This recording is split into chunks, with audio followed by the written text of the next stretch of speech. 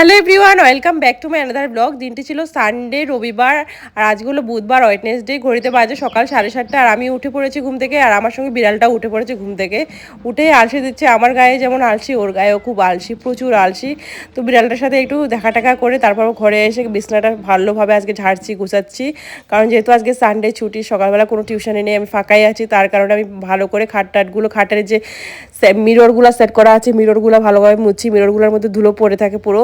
তো তারপর বেডশিটটাও চেঞ্জ করে নিয়েছি, কারণ বেডশিটগুলো সব ওয়াশিং মেশিনে দিয়ে দেবো ধোয়ার জন্য, যা যা কাপড় চোপড় আছে, যেহেতু সানডে বলেছি।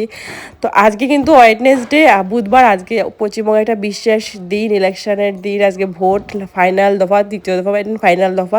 তো যাই হোক, খুব ভালোভাবে সব কিছু কমপ্লিট হোক আমি চাই। আর আমি একটা সুন্দর বেডশিট পাতিয়ে দিয়েছি। বেডশিটটা দেখতে যা সুন্দর, কিন্তু ছোট অনেকটা, আর কাপড়টাও পলিস্টারের। আমি বেডশিটটা কিন্তু বিয়েতে পেয়েছিলাম। খাট যদি সত্যি সুন্দরভাবে খাট গুছানো থাকে না, মনটাও ফ্রেশ থাকে আর ঘুমটাও খুব ভালো হয়। কিন্তু খাট যখন ভালোভাবে গুছানো থাকে না, তখন কিন্তু দেখবে মনটাও কেমন লাগে আর ঘুমটাও ভালো হয় না। ঠিক বলেছি কিনা কমেন্টে জানিও।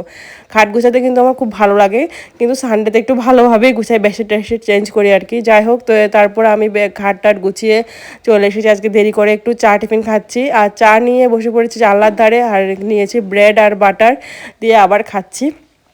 দেন আমি কিন্তু আজকে ভিডিওটা 3 দিন পরে আমি ভিডিওটা তোমাদের সাথে শেয়ার করছি। সানডের ভিডিও বুধবার ওয়েডনেসডে গিয়ে শেয়ার করছি।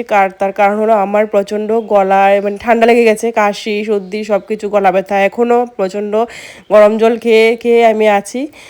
তো আমি জানি না, মানে ভয়েস করতে তো প্রচণ্ড কষ্ট হয়। তো যাই হোক, আমি এখানে ওই দিন যেহেতু সানডে ছিল, তার কারণে একটু মাথায় অয়েল ম্যাসাজ করে নিচ্ছি। আমার ননদে অয়েল ম্যাসাজ করে দিচ্ছি খুব সুন্দর করে।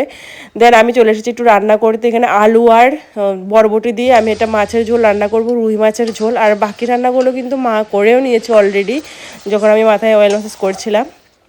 তো শুধু আমি এখানে রান্না করছি বরবটি দিয়ে, আলু দিয়ে। দেন আমার এখানে ওয়াশিং মেশিনে কিন্তু কাপড়গুলো হয়ে গেছে ধোয়া, ড্রাই ওয়াশও হয়ে গেছে পুরো শুকনো শুকনো, একটু রোদে দিলেই হয়ে যাবে।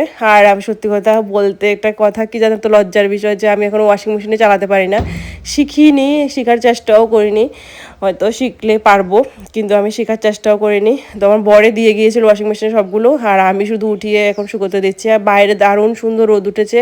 ত্রিপুরাতে তো এদিকে ঝড় তুফান বৃষ্টি সব হয়ে চুরমাচুর হয়ে যাচ্ছে, আর আমাদের পশ্চিমবঙ্গে না কোনো কিছু হচ্ছে না, না বৃষ্টি না তুফান না কিছু, পুরো গরম গরম ওয়েদার।